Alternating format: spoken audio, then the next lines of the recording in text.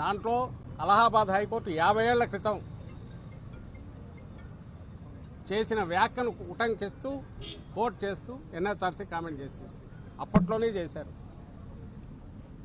ఒక organised systematic శాంతి భద్రతలను కాపాడాల్సిన వ్యవస్థ పొలిటికల్ బాసెస్ చెప్పినట్టు దానికి అనుగుణంగా మారితే ఆ తర్వాత అదే చట్టాన్ని చేతిలోకి తీసుకుంటే పరిస్థితి ఎంత ఘోరంగా ఉంటుందంటే ఒక క్రిమినల్ గ్యాంగ్కు యూనిఫామ్ వేసినట్టు ఉంటుంది అని అన్నారు.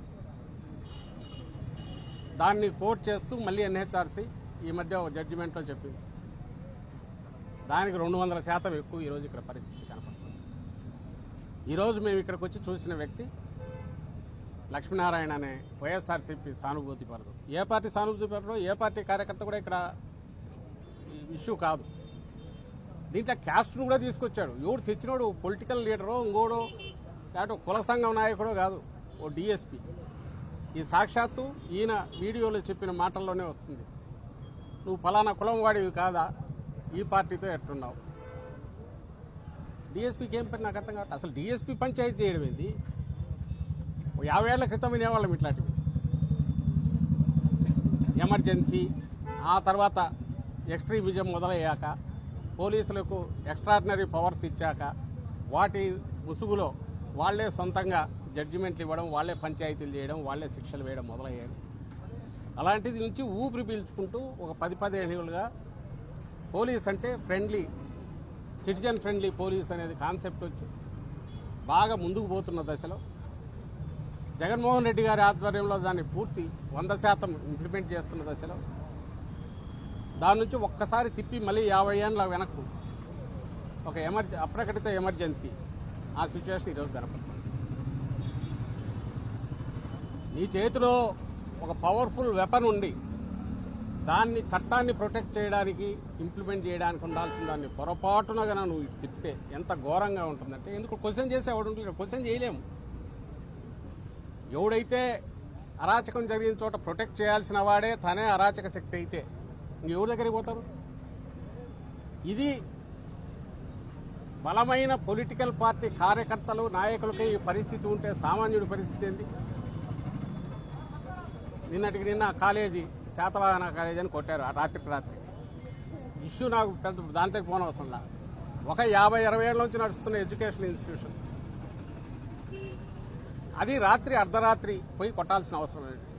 10 రోజుల నుంచి నడుస్తుంది. కిడ్నాప్ కూడా అయ్యారన్నారు.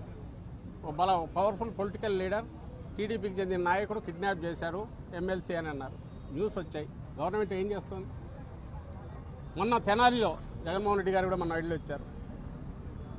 అక్కడ రోడ్డు మీద పెట్టి కొడుతుంటే ఎవరిని బెదిరిస్తున్నారు వాళ్ళు? పోలీసులు. సామాన్య ప్రజలనే కదా. ఎవరికి హెచ్చరిక చేస్తున్నారు?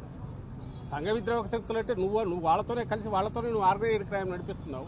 నువ్వు వాళ్ళనే రోడ్డు మీద వెళ్ళి కొట్టుతున్నావు. ఎవరిని బెదిరిస్తున్నావు? దీన్ని చూసి ఎవడైనా పోలీస్ స్టేషన్కి రావాలంటే భయపడాలా? వాళ్ళ కోరిక. కాకి యూనిఫామ్ చూస్తే భయపడాలా?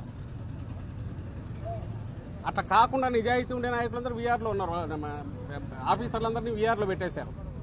నిజాయితీగా ఉండే ఆఫీసర్లు వాళ్ళకు పడని వాళ్ళని పెట్టి ఇది గుంపును తయారు చేశారు. I'm not talking about entire police department. కానీ పోరుపోను అది కూడా తయారవుతుంది. ఏదో నిర్వీర్యమన్నా అయిపోతుంది పనికిరాని దీని కింద, లేదంటే వాళ్ళు చెప్పినట్టు చేసి కీలుబొమ్మలుగా తయారయ్యాక అవే అదుపు తప్పి విద్రోహ శక్తులుగానో లేక వాళ్ళని ప్రొటెక్ట్ చేసే వాళ్ళగానో సామాన్య ప్రజల పాలిట రాక్షసులుగానో భక్షకులుగానో వీళ్ళే తయారవుతారు. దానికి తీసుకెళ్తున్నారు చంద్రబాబు నాయుడు. మొన్న కూడా ఇదే హెచ్చరిక చేశాను. జగన్మోహన్ రెడ్డి గారు మొన్న జనాలు వచ్చినప్పుడు అదే హెచ్చరిక చేశారు. గాడి తప్పింది, తప్పుతోంది కాదు, తప్పింది. దీన్ని వెంటనే మీరు రియలైజ్ కాకపోతే ఒక్కరి మీద యాక్షన్ ఉండట్లా. తెనాలి ఇన్సిడెంట్ సంబంధించి నాకు తెలిసి యాక్షన్ ఏం తీసుకోలేదు. పైగా హోమ్ మినిస్టర్ హర్సెల్ఫ్ డిఫెన్స్ జరిగిందాన్ని ఓ పొలిటికల్ సాధారణ స్ట్రీట్ లెవెల్ పొలిటికల్ లీడర్ లాగా మాట్లాడుతున్నారు. అప్పుడు జరగలేదా ఇప్పుడు జరగలేదా అని. ఇన్సిడెంట్ అలాంటివి జరిగి ఎవరైనా కేర్ తీసుకోకపోతే ఎప్పుడైనా తప్పే. కానీ వైఎస్ఆర్సీపీ హయాంలో ఎక్కడా నాకు తెలిసి ఇలాంటివి జరిగినప్పుడు అయితే ఉపేక్షించలే. తక్షణం చర్య ఉంది. ఓ డెటరెంట్ జవాబుదారీతనం పోలీసు వ్యవస్థలో ఉండాలనేది పూర్తిగా ఇంప్లిమెంట్ చేశాం మా హయాంలో, జగన్మోహన్ రెడ్డి గారి హయాంలో. ఇప్పుడు అసలు అవసరం లేదు. పైగా వీళ్ళని తగిలితే రేపు మన మాట వినరేమో, ఎందుకంటే వీళ్ళు తయారు చేసుకునే అరాచక శక్తి అయిపోయింది. ఆ పవర్స్ అన్నీ వీళ్ళే ఇచ్చారు, పొలిటికల్ హెడ్సే బాసెసే ఇచ్చారు. కాబట్టి ఇక వదిలేశారు. సో వీళ్ళే పంచాయతీ చేస్తారు, తీర్పు చెప్తారు, ఎగ్జిక్యూషన్ కూడా శిక్ష ఏదైనా ఉంటే వీళ్ళే పోలీసే అమలు చేస్తారు. ఇది ప్రైవేట్ పంచాయతీ ఒకవేళ ఉంటే గింటే లోపల ఉన్న సాగు బతుకుల మధ్య కొట్టుమిట్లాడుతున్న లక్ష్మీనారాయణ. ఇంకా అంతకంటే స్టేట్మెంటు దాన్ని ఏమంటాము, డెత్కు ముందు ఇచ్చే స్టేట్మెంట్ ఇది. ఈ వాంగ్మూలం కంటే ఇంకా ఏ కోర్టులో అయినా వేరే విలువైంది ఏదైనా ఉంటుంది అయితే నేను అనుకోను. దాంట్లో ఆయన క్లియర్గా చెప్తున్నాడు, నేను పోతున్నాను, ఇప్పటికన్నా ఈ వ్యవస్థ బాగుపడుతుందా, ఇదేమి హెరాస్మెంట్, బతికేట్లేదు. ఓ డిఎస్పీ స్థాయి వ్యక్తి, ఎవరు కానిస్టేబుల్ కాదు, డిఎస్పీ స్థాయి వ్యక్తి. మొన్న హరికృష్ణ అనే అతన్ని వైఎస్ఆర్సీపీ కార్యకర్తను ఉదయం తీసుకెళ్లి రాత్రి వరకు కొట్టి మళ్ళీ మేజిస్ట్రేట్ ముందు పెట్టి మళ్ళీ రిమాండ్ పంపుతాం. ఇప్పటికీ నడవలేని పరిస్థితిలో ఉన్నాడు. నాయకులు వెళ్తే పలికే దిక్కులేదు.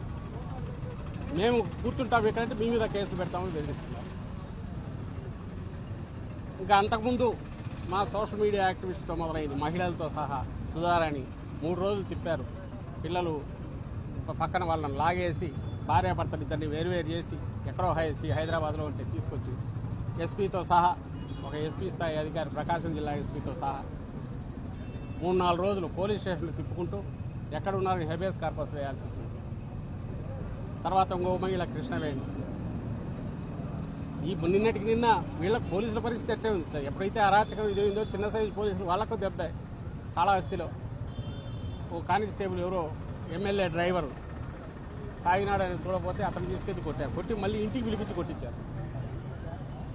అంటే ఈ అరాచకం ఎట్లా ఏ లెవెల్కి పోతోంది, ఆర్గనైజ్డ్ అరాచకం. దానికి చట్టం ప్రొటెక్షన్ ఎట్లుంది, ఇది అందరూ గమనించాలి. ఇది కాకపోతే ఇంకా తప్పుడు కేసులు పెట్టడం, ఎవరితో కన్ఫెషన్